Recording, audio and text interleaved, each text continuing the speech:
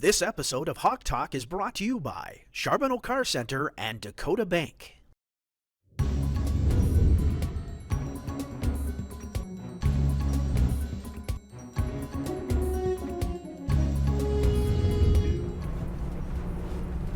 Hello folks, and welcome to this week's episode of Hawk Talk. We have a very, very special guest today. Would you introduce yourself with your name, where you're from, and what you do here at DSU? Yep. My name is Coach Mike Dahl. I'm originally from Shakopee, Minnesota, and I am the head baseball coach here at DSU. So what kind of brought you to DSU? How did you get the position? What inspired you to agree to it? That sort of thing.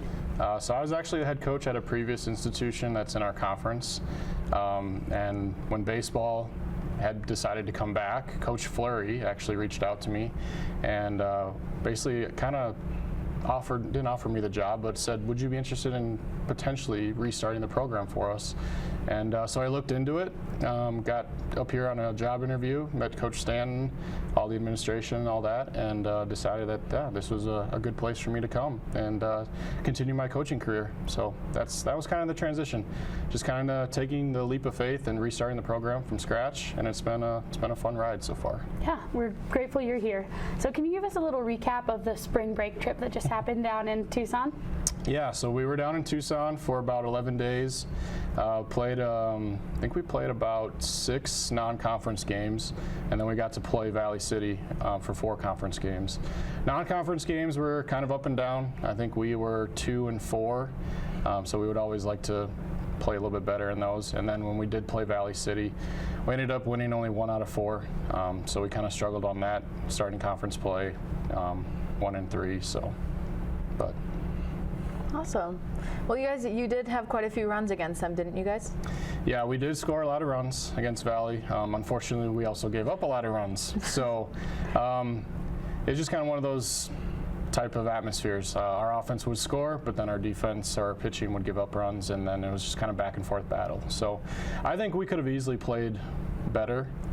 We cleaned a few things up, got a couple shutdown innings, a couple clutch hits here and there. We could have maybe come away with 2 or 3 wins, but unfortunately it just didn't go our way, and then we had to move on to the next weekend. So that's where we're at now. That's awesome.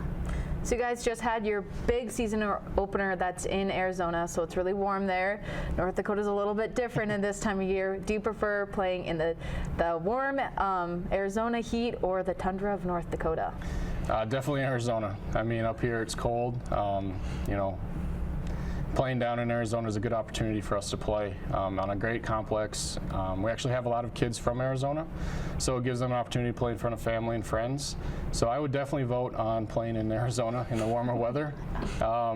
Nothing to say that we can't play up here. It does, get 50, it was 50, 55 this last weekend, which I felt really warm out there on the field. But that's just kind of what we have to do to get those games in. We have to travel south. Mother Nature, you can't predict it. So when we do get the colder weather up here, it's tough to play games. So we take that opportunity to go down south, get those games in, get the kids the stats, see family and friends, all those things. What was the process like to get your first official conference games to happen in Arizona versus back here? Yeah. It's pretty simple. We were supposed to go to Valley City, and so called up Coach Casey over there, Valley City, and was like, what are the shots that we play at your home park? And he's like, no shot. And I was like, okay, well, I'm going to Arizona. Are you going to Arizona? He said, yep. I said, so can we play down there? He said, yep. See you so there. We did it. So it was pretty easy transition. We just talked to the tournament directors and said, hey, we got 4 games of conference play. Yeah, we're going to play on your fields. Get us the umpires. We'll take care of the game balls. And that's what we did. That's awesome. That's exciting that conference play was able to start out probably warmer than it'll ever be for the rest of the season here. Well, there was no way we were going to play here or there. Yeah. So you just had a game canceled due to weather. So how are the Hawks getting prepped now for this weekend's game against Bellevue? Yeah, so we basically took yesterday off. We were going to practice in case we did play today. We canceled it late last night. So now we're just prepping for Bellevue. We're basically going to throw some bullpens today, get a good hitting session in, get some weight training in the morning tomorrow, then come back with another good practice, probably get on the field tomorrow. It's supposed to be nice. Go through some defensive reps. Friday's kind of hit and miss. We're not sure what we'll do. We'll probably just have a nice light day, maybe some batting practice, maybe some recovery for our pitchers, and just prep and get ready. Awesome. So speaking of having games and traveling, you get to travel quite a bit, so you have a lot of downtime when you do travel. What do you guys do to utilize that downtime? What I do on the road is just watch movies or sleep, basically. Sometimes when you have 10-hour drives, we pop a couple movies in, and the kids will do some homework here and there, put their headphones on, they'll listen to music. I just watch movies. I'm a big movie guy, so that can keep me entertained for 10 hours on the road. I don't really do a lot of work on the road because I try to get everything done before we get on the bus, but if I do need to get something done, then I'll maybe pull the laptop out and get things going. But other than that, I'm a big movie guy. I saw a few weekends ago some videos of maybe a karaoke competition that was happening on the bus. What was that like from your end? Did you get to participate, or were you just a judge? No, I was a judge. It's kind of their, I guess I can't give out too many details, but it's probably their kind of ritual they do on the road for the new guys. It's nothing bad or anything. A little initiation. But it's it's a fun kind of team building thing. Gets kids out of their comfort zone a little bit. But yeah, there's probably some videos going around of just some harmless, innocent singing. Yep. It's just a fun thing. But I'm definitely a judge. I had to do it last year because we were all kind of new. So there's probably videos of myself out there too. Oh my goodness. Hopefully they've been deleted by now. Amazing. Yeah. I mean, I might have to do some investigating, see if we can dig it up. Yeah, I hope not. So if you were to pick any of the players on the team currently to go 1v1 with you in a home run derby, who would you pick? Like with me or versus me? I think versus you. Versus me? Well, let's do both. You can Okay. pick one versus you and one with you. I mean, right now, probably our hottest hitter is Dawson Cortese. He was just player of the week for the conference. So I would definitely probably pick him right now. Another good one who is leading our team is Cade Austinson. He is leading our team in home runs. So Dawson's hitter from the right side and Cade's from the left side. So maybe depending upon where the wind's blowing, I guess I would depend on who I would take on or bring with me on the team. So who I would take on, I mean, I'd probably just take Cato on because he's a lefty and I'm a lefty, so we could prove to see who the better left-handed hitter was. We'll have to see if we can get something like maybe a that little arranged. fun. I'd like to see that. I think that'd be Fun fun. little team building exercise. He probably would too. Yeah. Just to kind of rub it in my face. But Yeah. There you go. Yeah. Depending on the outcome. yeah. So DSU Baseball has their alumni weekend coming up here shortly. How important is it to bring those former Blue Hawks back to see the program? Yeah, I mean, it's super important. It's one of the things I'm continuously trying to build on. When I took over the program, we kind of got a list of alumni and who was, here and who had been doing what. So we've been trying to do some alumni games, some alumni weekends, trying to get those guys to come back. We've created some social media pages. It's been kind of tough. At first, I thought it was going to be a really touchy subject. Not really sure how some of the alumni felt with the baseball team going away or the program going away. But I feel like we've gotten a lot of support from those guys. They see kind of what we're doing, rebuilding the team, doing some good things in the first few years. And we've been really trying to reach out to them, inviting them to come back to things, trying to create events during around football, alumni, homecoming, things like that. The weekend coming up here for spring for the first time ever. Those are things that we're trying to do within the program and with the Heritage Foundation to get those alumni to come back. And so it also helps that we do have an alumni, Sagan Osborne, one of my coaches, assistant coaches, so he has a lot of connections with some of those guys and reaching out to them. So I feel like it's been a really good response, and we're just going to try to continue to build. We do have to get that alumni base going again, and just need them to come out and see the team. Have some fun and hang out with the other alumni, but really meet the new guys and see what we're doing, because I do feel like we're putting a good program together. Good quality kids that are playing baseball the right way, and I just need those alumni to see it so that they can be proud of it too. So. Oh, it's good to hear. We'll look forward to seeing the turnout of Alumni Weekend. Yeah, we are as well. too. Yeah. So the Hawks are going to play a conference opponent coming up here who are ranked number 11 in the NAIA. So what is the game plan going into this weekend? Limit their runs. Bellevue is, they're a good program. They're a good team. Obviously, Coach Monlux, who's an alumni of Dickinson State, he's got a good program going over there. They got good pitching, good hitting, solid defense. So my hope is that we can build on the past weekend that we just had, where we outscored the other team, 30-some runs to 3. I don't see that happening this weekend, but if we can kind of go toe-to-toe with them and put up runs, limit their runs, make some plays defensively, get some good pitching outings, timely hits, I think we'll be okay. But we gotta show up and put the work in. We gotta be ready. They're gonna have good quality pitching. They're gonna have good hitters. We have good quality pitching. We have good hitters. So it should be a good head-to-head battle. They're obviously ranked 11th in the nation for a reason. So, our goal is, as we grow the program, is to become a nationally ranked team at some point. So it's good to go up against teams that are like that and really kind of test to see where we're at. We're a young team still. Technically, they're probably a little bit older, a little bit more experienced, but we have nothing to lose. So we're going to go up and give it our best, and hopefully we come out with some wins. Yeah, absolutely. Exciting to see. Oh, that's great. So we have one more question for you today, and it is our favorite question here on Hawk Talk. What does DSU mean to you? DSU means to me, it's really, I think it's about family. It kind of reminds me of my college that I attended, kind of a smaller college, smaller town. Everybody kind of knows everybody. The people you work with, obviously, they're very encouraging, very supportive. I think we work really well, kind of just as a whole athletic department from top to bottom. So I would just say, the comfort level is really kind of what I feel with that family atmosphere. It just feels natural to me. I don't feel out of place. I can go out and enjoy things I like to do, golf, fish, baseball, obviously, baseball games in town, but then also just the relaxed atmosphere and hanging around people that you like to be with, and everyone's real friendly, and you walk around with DSU, anything, baseball, football, cheerleading stuff, it's they come up and talk to you. So there's a lot of support in the town itself, and that's what's awesome about it. So. Absolutely. Good to hear. Any details you want to share with those watching at home about the games upcoming this weekend, where they can watch them in person, online, anything like that? Yeah, I think that they'll be streamed. I'm sure that the link will be on our schedule on our website. We do run Game Changer stats, so we have the fan access paid for, so if people want to sign up and watch it on their phones or mobile devices, computer devices, they can do that. Otherwise, just come out to the park. We play at Saturday, Sunday, 1 and noon. So. Perfect.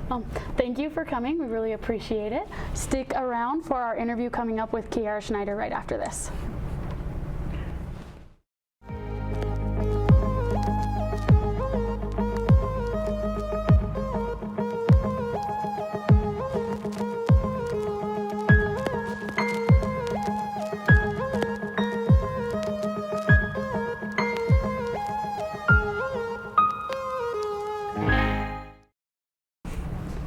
Welcome back to this week's episode of Hawk Talk. I'm one of your hosts, Hillary Moberg, and our special guest this week is a very friendly face here on Hawk Talk. Would you introduce yourself, who you are, and what you do on campus that we're interviewing you about today? Absolutely. So my name is Kierra Schneider, and today I'm being interviewed for being a competitive cheerleader here at DSU.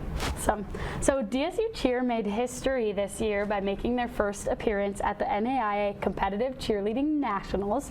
So what was that like? Oh my gosh, the buildup was insane. Obviously, this program, it's very new. It's a 4-year-old program and a 2nd-year-old competitive program.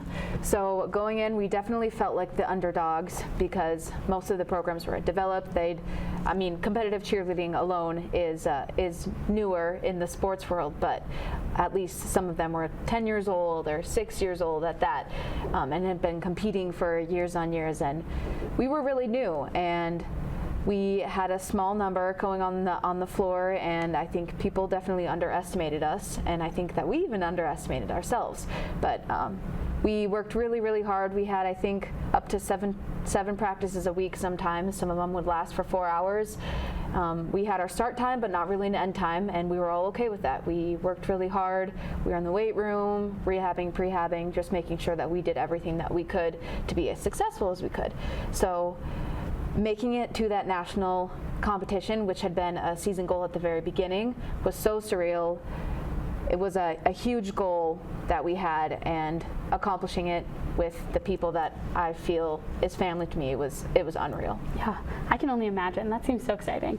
So DSU Cheer also made history by being the smallest team to earn a spot at Nationals with only 9 people on the mat. So did that impact the overall experience at all? Definitely. Like I said, we definitely walked in and there was a little bit of an underdog type of vibe that other people gave us, which kind of lit a fire under our butts, if I'm not gonna lie, if I find my words. But it was so surreal, like I was saying, having 9 people and accomplishing what other people have of 16 on the mat. It was unreal, but we worked really hard for it, and we actually had, so the way that it works is there's a cap on the amount of people you can have, which I believe is 22 on the mat. And I think there were like 4 teams at the national competition, which had 12 teams that had 22, and then the majority had like 16 to 18 individuals. I think the next smallest team had like 13. So 13 to 9 even is a huge jump when you think of the amount of people on the floor. So having 9 people doing the job of even 13 or 22 is really good. So we were proud of ourselves. Yeah, and it's impressive that you were able to compete at the same level of those teams. So it was really fun to be watching from home and seeing everything that was happening. Of course. So you mentioned that you had a little bit of a Steve Harvey mix-up announcing with the rankings and everything. Do you want to explain that experience and what it was like to be there in that moment?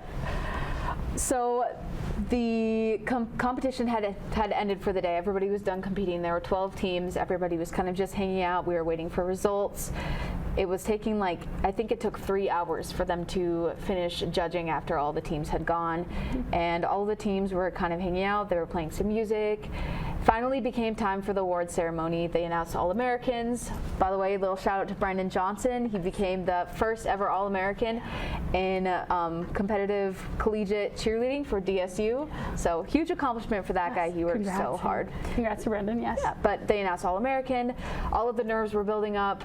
Obviously, being at the national competition alone was so amazing. It was surreal, but we had high hopes of ending in the top 5, and we went in that day 2, ranked at 5. So we were hoping to improve our rankings, because why wouldn't you want to improve?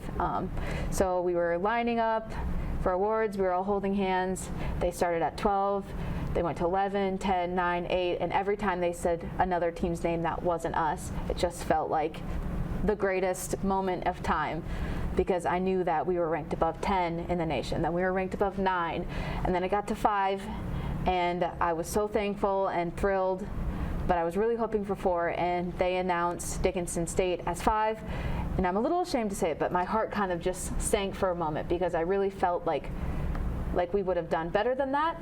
And the ending score that they announced too, I was proud, because it was more than what we got day 1, but I really felt like we could have done better. But I was thankful still. I looked over at my boy who was there, and he was congratulating me in the stands, and I was giving him a thumbs up, and right as I was looking at him, they said, "There's actually been a mix-up of scores," and everything just went silent. And then they said in 5th place, and they announced Concordia, and at that moment we knew we got 4th. So it was so amazing. I felt really bad for Concordia, because that's really hard, but it was a really crazy moment, and I was so thankful to be on that mat, and so thankful to be called out as 4th. So yeah, that's awesome. Congratulations. Not awesome that you had the mix. No, I know what you're saying. Yeah, I can imagine your heart would be racing, but definitely 4th is incredible. Thank you. So you're a senior, and that was your last competition. What will you miss most about the cheer experience? Definitely the camaraderie and the feeling of anticipation and adrenaline right before you hit that mat, because you know that you've got 2 minutes and 30 seconds to either hit your stuff or let it fall, and once that is done, it's done, and there's nothing you can do to change it. So there's just a lot of nerves there, and when you're in that back room and they're about to call your team out on the mat, everybody's nerves are skyrocketing, and you've got some people just silent, closing their eyes, taking some deep breaths. You've got some people smacking each other around, hyping each other up. So probably just that moment right before you went on, but also the camaraderie, the relationships, and everything that my teammates have taught me. Oh, that's good to hear. So moving into kind of a more random, fun question, like we like to do here on Hawk Talk. Yes. If you were an animal, what would you be and why?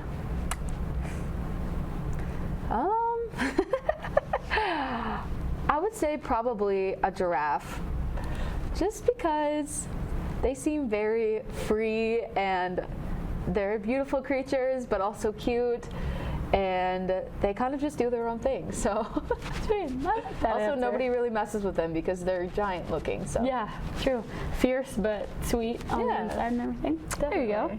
Now, an additional question. I know we've had like random debates about certain things, like what constitutes a salad. Oh gosh. And all of that here. So I've kind of figured I'd ask. I want you to tell us a random topic that you feel passionately about, similarly to that no one would ever be able to change your mind on. Well, definitely I'm going to stick by everything is a salad. And if you don't know what I'm talking about, if you think about it, everything is a salad because what makes a salad? It's definitely not greens, because here in the Midwest especially, we have sweet salads. Think of Snicker salad, there's marshmallow salads. So a salad is just a mixture of things. Anything can be a salad. Soup can be a salad. A cookie can be a salad because you've got flour, you've got eggs, everything mixed together. Yes, it ends up as a cookie, but I mean, if you think about it that way. Other fun facts I have? I don't know, I can't think off the top of my head. But I'm sticking by that salad one. Yeah, that's always my favorite to hear how you feel and all of your passionate examples. about it. Yeah, I'm glad you feel so passionately about the salad. And we may have to fact check. I think we found the definition of a salad on Google, which might prove you wrong. Well, but what you feel in your heart can't be proven wrong by any Google search. Thank you very much. We'll let you have this one. Thank you. So moving back into a discussion of your team, what has been your favorite memory so far that you can think of from these past few years? Probably right before we went out on the mat for the second time at our home meet. I knew that it wouldn't be my last time competing at DSU, and there was so much emotion that I was dealing with, and I was excited yet so sad. And one of my teammates came up to me and just like smacked me on the back, and it was like, it's over, but it's fine. And I don't know why, but I'm going to remember that forever, because it was a moment of realization that, yes, life goes on, but it was also such a genuine and positive moment because they lifted me up. Yeah. And I needed it. So. Yeah, that's really sweet. So looking back, did you ever expect to be a 4th in the nation ranked team? I want to say yes, because you always have high goals and high expectations for yourself. But even looking back to like our first competitive year, I didn't even think we were going to compete because there was COVID, and competition really stresses me out, especially like being on the high school level. So being on the collegiate level, I thought would be a whole nother ball game, which it is. But I was very stressed about competing. And I didn't think that we would compete because I think COVID would get me out of that one, but it ended up not, and we ended up competing and doing well. And then going in, I think we were sitting at 15th at the beginning of the season, and we watched at film all those top 10 ranking teams, and I was like, oh my gosh, these guys are so good. But I knew that we could be better, especially with the coaches we have and the passion we had and the work ethics that we had. But I didn't think that we would. Yeah. But at the back of my head, I told myself we would, but no, I didn't think we would. Yeah, I know. It's so incredible that just even in the second year of competition to be able to make it to nationals at all and then be in the top 5, ranked 4th. Thank you. So incredible. So I think so too, but I know everyone at home was like so excited when we found out that, and I know I saw the announcement and I immediately texted it in our group chat for Hawk Talk because I was just so excited. Yeah. So that's really awesome, especially to have you be part of that and get to experience that in your senior year. So congratulations. It was amazing. Yeah. So finally, our last and our favorite question, as you mentioned in the last interview with Coach Dahl, what does DSU mean to you? DSU means community, because there's so much care in the community. There's so much patience and passion from our professors, from our coaches, from the people at the Heritage Foundation, from our administration. Everybody just wants everybody to succeed. And there's just a level of respect that you can't fake that DSU brings to the table. And the community is just so supportive. And making it bigger than that, Dickinson is supportive of DSU, which is makes like a huge impact on our success. Like, think of the Sanford Field and the BAC and everything that took more than just DSU to become what it is. And DSU cheer has obviously had probably the most significant impact on my life in the last 4 years. And without the community that we have, my life would not be the same. Because DSU cheer, regardless of the phenomenal coaches and athletes, it wouldn't have been as supported. So. Well, that's very good to hear.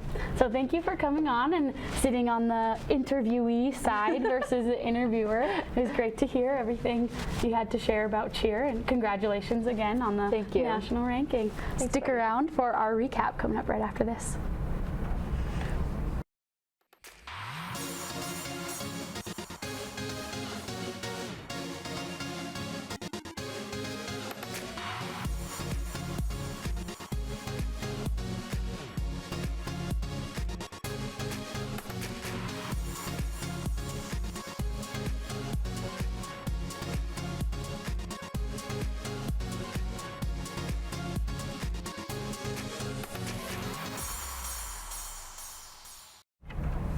Welcome back for our recap of all the fun and exciting things that have been happening at DSU, especially in athletics. So Kierra, tell us a little bit about what's been going on. You bet. Starting with baseball, they played Viterbo on Sunday and Monday, had a 4-game sweep. They won 10-0, 7-0, 10-3, and 7-0 again. They did cancel their game against Jamestown, but they are going to be playing Bellevue this weekend. If you caught the interview with Coach Mike Dahl right before this, they're going to be playing at 1 on Saturday and 12 on Sunday. Also, we have some shout outs for our North Star Player of the Week is Dawson Cortesi. So congratulations to Dawson. And North Star Pitcher of the Week is Brandon Hogan. So 2 North Star Players of the Week. We're super proud of you guys. Baseball, keep it up, and we'll see you this weekend. So for softball, we played Valley City on Sunday and Monday. They were a tough 4-game loss, lost 5-9, 16-17, 5-17, and 7-11. So put up a good fight, but fell in the end. We will be playing Viterbo this upcoming weekend on Saturday and Sunday, so we're looking forward to those games and getting a chance to compete again. For both baseball and softball, the games are live streamed, so you can check those out. And then there are also stats on Game Changer. So if you get the Game Changer app, you can check out live stats of what's happening on both baseball and softball. Awesome. So moving on to our men's golf team, they had the Jamestown Invite on Monday and Tuesday. They finished 4th of 7th, and they will compete next weekend in Rapid City. So stay tuned for that. Women's golf also had the Jamestown Invite. They finished 5th of 9 teams and will compete next weekend, the 4th and the 5th in Rapid City as well. So moving on to men's track and field, they finished 3rd of 12 at the Yellow Jacket Spring Open on Saturday.